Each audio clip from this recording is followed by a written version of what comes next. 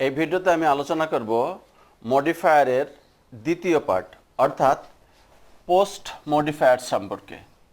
প্রথম ভিডিওতে আমি মডিফায়ার কাকে বলে, কোন কোন শব্দ মডিফায়ার হিসেবে ব্যবহৃত হয়, ইন্টেন্সিফায়ার কাকে বলে ইত্যাদি সম্পর্কে আলোচনা করেছি। কাজেই তোমরা যদি ওই ভিডিওটা না দেখে থাকো তাহলে এইটার আগে ওই ভিডিওটা দেখে আসলে এই ভিডিওটা দেখা তোমাদের জন্য সুবিধা হবে, অর্থাৎ বুঝতে পারবে ভালোভাবে। তো পোস্ট মডিফায়ার হিসেবে দেখো কোন কোন শব্দগুলি ব্যবহৃত হয় বা কোন কোন টপিক ব্যবহৃত হয়। যেমন ইনফিনিটিভ পোস্ট মডিফায়ার হিসেবে ব্যবহৃত হয় বা infinitive phrase, prepositional phrase, participle বা পার্টিসিপল ফ্রেজ, অ্যাডভার্ব বা অ্যাডভার্বিয়াল ফ্রেজ, অ্যাপোজিটিভ। এই পাঁচটাই মূলত পোস্ট মডিফায়ার হিসেবে পরীক্ষায় আসে। অ্যাডজেক্টিভ ও রিলেটিভ ক্লোজ এইগুলি সাধারণত আসে না। তারপরেও আমি দেখালাম কোনো কোনো বইয়ে এইগুলো উল্লেখ করা হয়েছে, তাই আমি এখানে উল্লেখ করেছি, কিন্তু প্রকৃতপক্ষে এই পাঁচটা পর্যন্তই আসে। তো ইনফিনিটিভ বা ইনফিনিটিভ ফ্রেজ সম্পর্কে প্রথমে আমরা আলোচনা করব। ইনফিনিটিভ হলো টু প্লাস ভার্বের বেস ফর্ম। অনেকে টু প্লাস ভার্বের প্রেজেন্ট ফর্ম বলেছে বা অনেক বইও আছে, কিন্তু ওইটা না বলে বেস ফর্ম বলতে হবে। প্রেজেন্ট ফর্ম বললে একটু অসুবিধা আছে। যেমন to eat, to learn, to see, to go, to write, এইগুলি হলো ইনফিনিটিভ। এবার ইনফিনিটিভ ফ্রেজ। ইনফিনিটিভ ফ্রেজ হলো ইনফিনিটিভ প্লাস অতিরিক্ত শব্দ, অর্থাৎ ইনফিনিটিভের সাথে যখন আরও কিছু শব্দ আমরা যোগ করব সেটাই হবে ইনফিনিটিভ ফ্রেজ। যেমন টু টেল এ লাই, এই যে টু টেল এটা ইনফিনিটিভ, এ লাই এটা যুক্ত করাতেই এখন এটা হয়ে গেছে infinitive phrase. To play in the field, এই যেটুকু ইনফিনিটিভ ছিল এখন এইটুকু যুক্ত করার জন্য এটা হয়ে গেছে এখন ইনফিনিটিভ ফ্রেজ। তো এবার আমরা দেখব ইনফিনিটিভ ফ্রেজের উপর কেমন ধরনের প্রশ্ন হয়। A newspaper helps a man dash. Post modify the verb with infinitive. His general knowledge. এখন পোস্ট মডিফাই দ্য ভার্ব কোন ভার্বকে? এই যে এইটা, এই ভার্বকে মডিফাই করার জন্য আমাদেরকে ইনফিনিটিভ ব্যবহার করতে হবে। তাহলে a newspaper helps a man, লাস্টে আছে হিজ জেনারেল নলেজ। তাহলে এখানে আমরা লিখব টু ইনরিচ, সাধারণ জ্ঞান বৃদ্ধি করতে নিউজ পেপার একজন মানুষকে সাহায্য করে। টু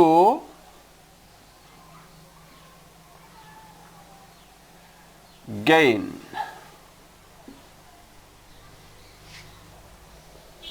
হিজ জেনারেল নলেজ, এই দুইটা যে কোনোটা দিলেই হবে। এখন আরেকটা জিনিস আমি তোমাদের বলি। এখন মনে করো আমাদেরকে বলা হয়েছে post modify the verb with infinitive.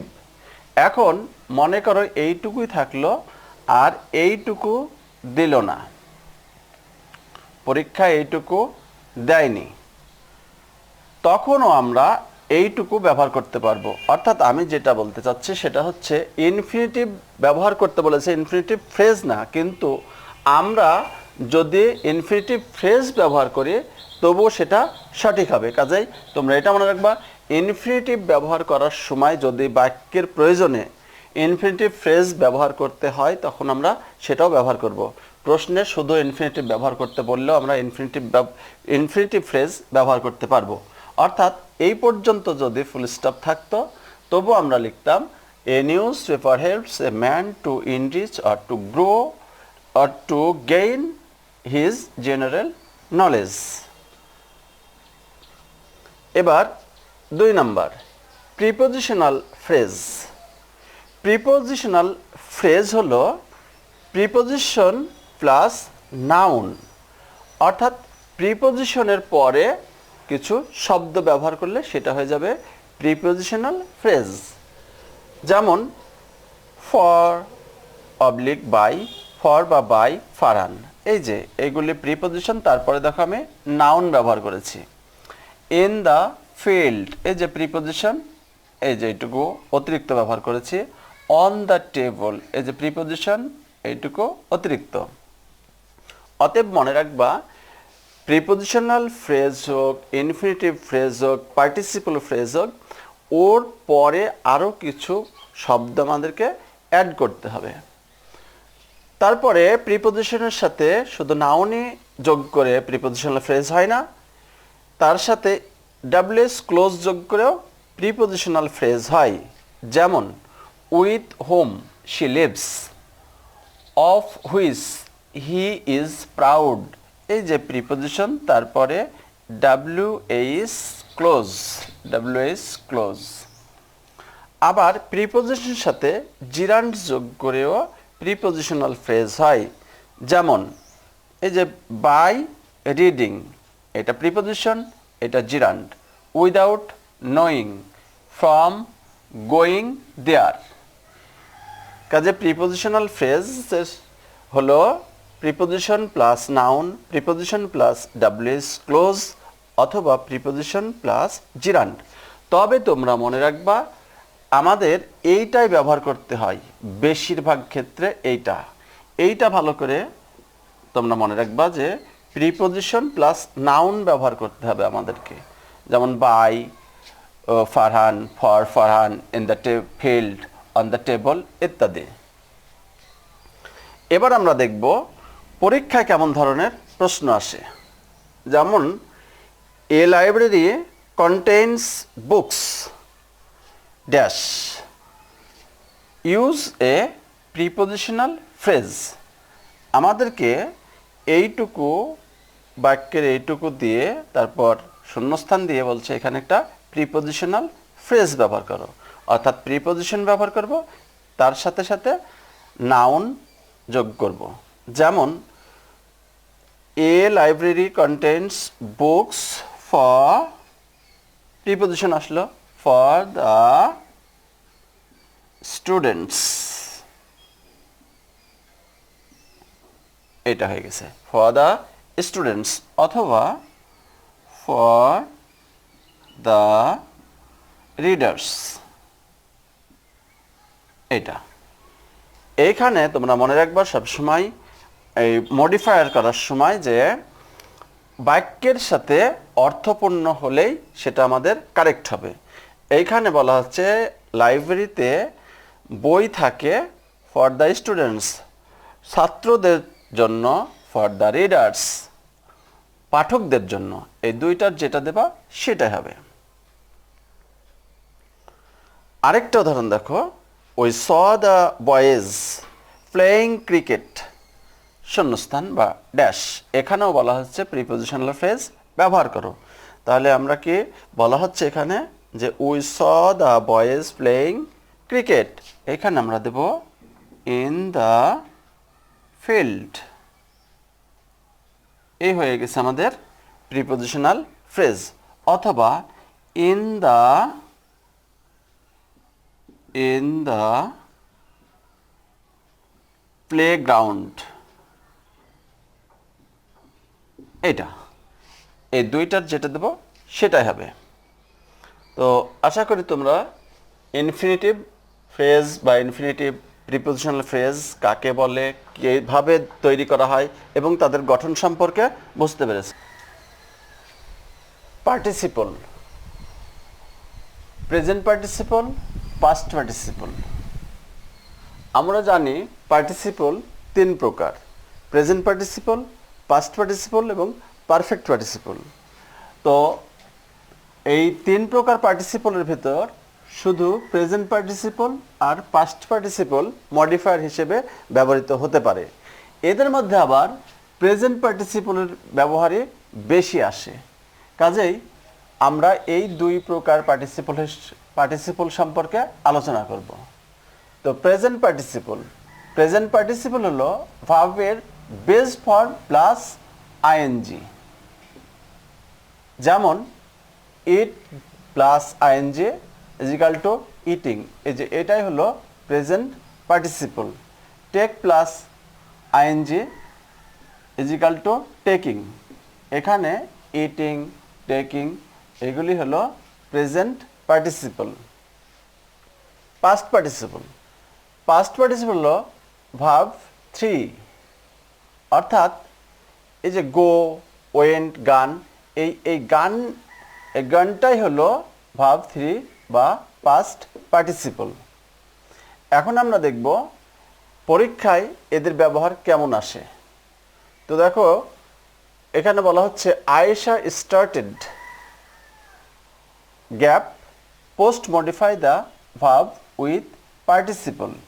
এইখানে কিন্তু আমাদেরকে কোন পার্টিসিপল, প্রেজেন্ট পার্টিসিপল না পাস্ট পার্টিসিপল ব্যবহার করতে হবে সেইটা তারা বলেনি, শুধু বলেছে পার্টিসিপল ব্যবহার করো। তাহলে আমরা জানি যে ভার্বের পরে আইএনজি যুক্ত হলে তাকে প্রেজেন্ট পার্টিসিপল বলে এবং ভার্বের পরে প্রেজেন্ট পার্টিসিপলে ব্যবহৃত হয় যদি মূল ভার্বটা বা ভিটি অর্থাৎ ট্রানজিটিভ ভার্ব থাকে, তারপরে যে ভার্বটা আসে তার সাথে আইএনজি যুক্ত করতে হয়। অতএব আমাদেরকে এখানে প্রেজেন্ট পার্টিসিপল ব্যবহার করতে হবে। তাহলে আমরা লিখব আয়েশা স্টার্টেড বেগিং।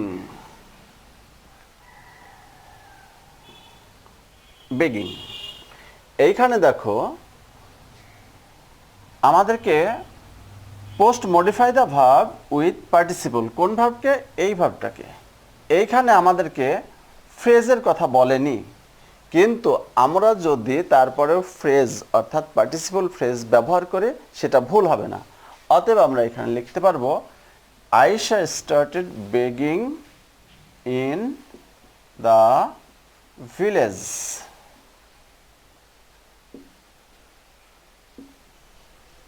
অথবা বেগিং ফর হার হাজব্যান্ড। আবার বেগিং না দিয়ে আমি অন্য পার্টিসিপলও ব্যবহার করতে পারবো অন্য ওয়ার্ডের, যেমন Ayesha started singing a song, Ayesha started drawing a picture, এরকম যেটা দেব সেটাই হবে। A bridge gap use participle to post modify the noun. এখানে বলা হচ্ছে যে একটা পার্টিসিপল ব্যবহার করো নাউনকে মডিফাই করার জন্য। কোন নাউন? এই যে এই নাউনটা এ ব্রিজ।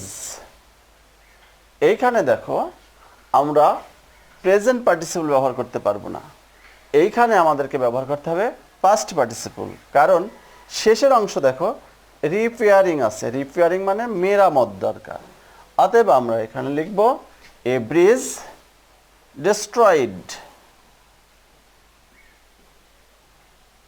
destroyed বা damaged।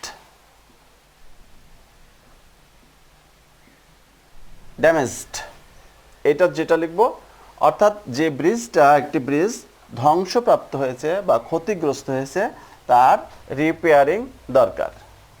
এই হলো আমাদের পার্টিসিপলের ব্যবহার। মনে রাখবা প্রেজেন্ট পার্টিসিপলের ব্যবহারে বেশি আসবে, তখন আমাদেরকে প্রেজেন্ট পার্টিসিপল বললে আমরা প্রেজেন্ট পার্টিসিপল ব্যবহার করব। যদি প্রয়োজন হয় বাক্যের প্রয়োজনে তখন আমরা তার সাথে ফ্রেজও ব্যবহার করতে পারবো। 4 নাম্বার অ্যাডভার্ব ভার্ব অ্যাডজেক্টিভ বা অপর কোনো অ্যাডভার্বকে মডিফাই করে থাকে। মনে রাখবা যদি আমাদের বলে যে ভার্বকে মডিফাই করো বা অ্যাডজেক্টিভকে মডিফাই করো তখন আমরা অ্যাডভার্ব ব্যবহার করব।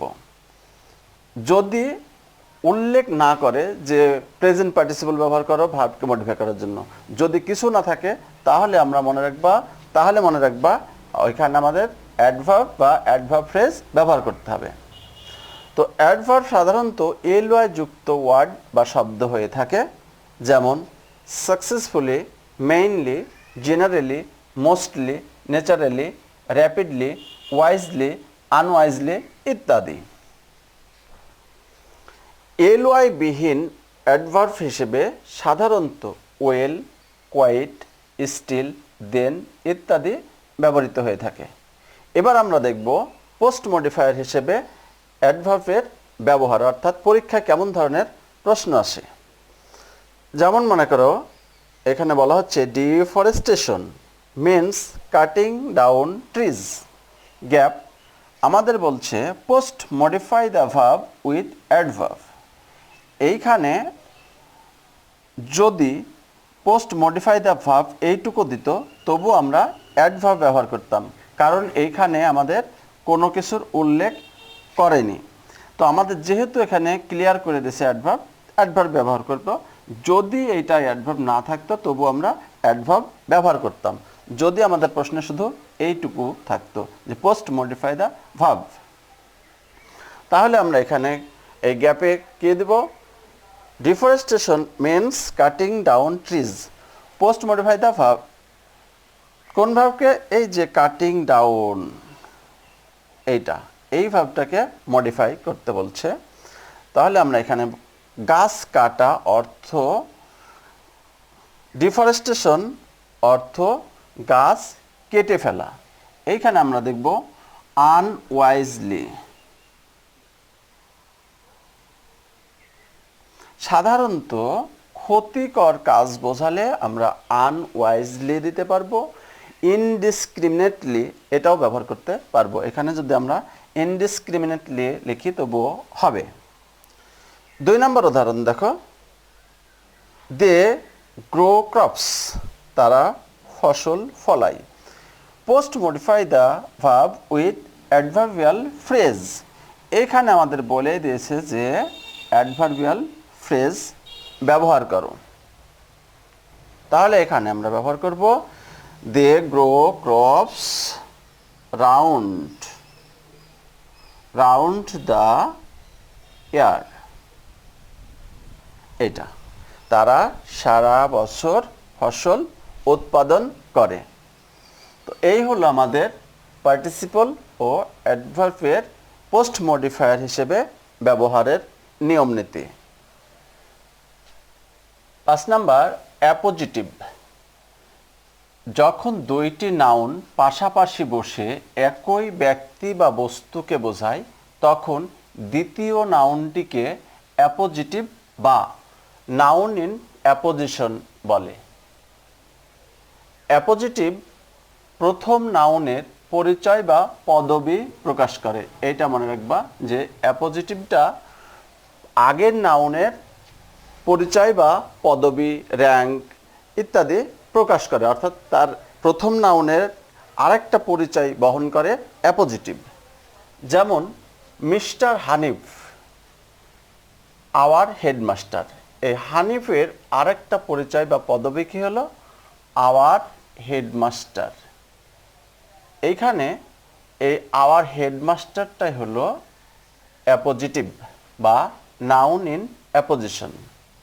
আরেকটা জিনিস মনে রাখবা, অ্যাপোজিটিভের আগে ও পরে কমা ব্যবহার করতে হয়। এবার আমরা দেখব পরীক্ষায় কেমন ধরনের প্রশ্ন আসে অ্যাপোজিটিভের উপরে। তো দেখো, Rabindranath dash use an appositive to post modify the noun. Was born in a Tagore family. Rabindranath was born in a Tagore family. আমাদেরকে বলা হচ্ছে যে একটা অ্যাপোজিটিভ ব্যবহার করো এই নাউনটার জন্য, এই নাউনটার আরেকটা পরিচয় বা অ্যাপোজিটিভ ব্যবহার করো। তো আমরা জানি রবীন্দ্রনাথের আরেকটা পরিচয় হলো তিনি বিশ্বকবি। তাহলে আমরা এখানে লিখব world poet. Rabindranath the world poet was born in Tagore family. এইখানে যে দ্য ওয়ার্ল্ড পোয়েট, এটাই হলো অ্যাপোজিটিভ।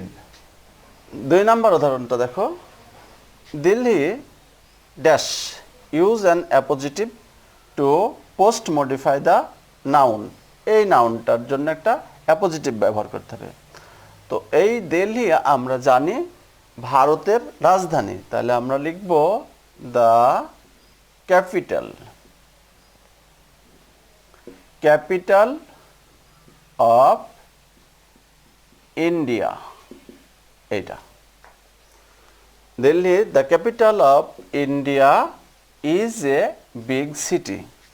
এখন মনে করো আমরা এইখানে যে নামটা দেওয়া আছে সেই ব্যক্তি সম্পর্কে আমরা জানি না, তখন আমরা অ্যাপোজিটিভ আমাদের মনের মতো করে বসাবো। যেমন এইখানে আমি বসেছি আওয়ার হেডমাস্টার,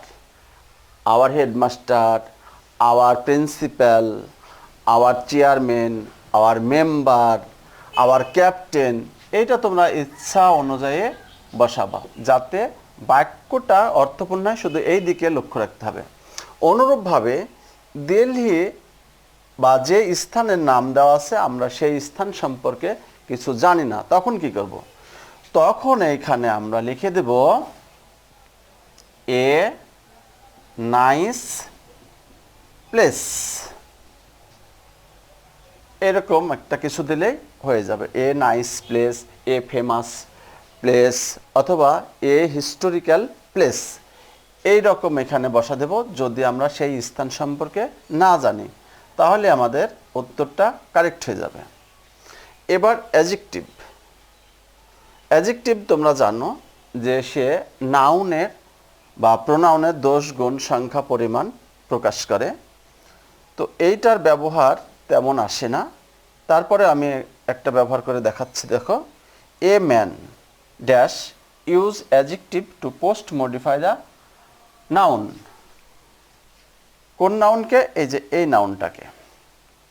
লাস্টের অংশে দেওয়া আছে ক্যান ডু দিস, অর্থাৎ a man can do this. এইখানে আমাদের একটা অ্যাডজেক্টিভ ব্যবহার করতে হবে। একজন মানুষ dash do this, can do this, ইহা করতে পারে। তাহলে কেমন ধরনের মানুষ? এই মানুষটার পরে অ্যাডজেক্টিভ বসাবো a man young in age, বয়সে অল্প বা যুবক এমন মানুষ ইহা করতে পারে। অথবা এ ম্যান স্ট্রং এনাফ, এই দুইটার যে কোনো একটা দিলে বা তোমরা আরও দিতে পারো, অর্থাৎ অর্থপূর্ণ হবে a man young in age can do this, অথবা a man strong enough can do this. 7 number আছে রিলেটিভ ক্লোজ, এটাও তেমন আসে না, তারপরেও আমি দেখাচ্ছি একটা ব্যবহার। The girl dash is my sister. এখন এই ড্যাশে বলতেছে যে একটা রিলেটিভ ক্লোজ ব্যবহার করো, তাহলে এখানে আমরা লিখতে পারবো the girl who is singing, the girl who is singing is my sister. এখানে আমি আরও দিতে পারি এ সং, অথবা who is drawing a picture, অথবা হু ইজ প্লেয়িং, যেটা খুশি সেটা দেবা, শুধু মনে রাখবা অর্থপূর্ণ হতে হবে। তো এই হলো আমাদের মডিফায়ারের উপর সেকেন্ড পার্ট বা দ্বিতীয় খণ্ড। আশা করি ভিডিওটা তোমাদের ভালো লেগেছে। তারপরেও যদি কোনো জায়গায় কোনো রকম অসুবিধা হয় তাহলে কমেন্ট করবা, আর ভালো লাগলে অবশ্যই সাবস্ক্রাইব করবা, লাইক করবা, শেয়ার করবা। সর্বোপরি ভালো থাকবা। আগামী ভিডিওতে আমি আলোচনা করব মডিফায়ার, অ্যাডজেক্টিভ ও ডিটারমিনার নিয়ে, কারণ এইগুলি সম্পর্কে ছেলেমেয়েরা অ্যামালগেমেট করে ফেলে, তারা ক্লিয়ার করতে পারে না মডিফায়ার কি, ডিটারমিনার কি আর অ্যাডজেক্টিভ কি। কাজে এইটা নিয়ে যে দ্বিধাদ্বন্দ্ব থাকে এই দ্বিধাদ্বন্দ্ব আমি দূর করার চেষ্টা করব আগামী ভিডিওতে। তো আল্লাহ হাফেজ।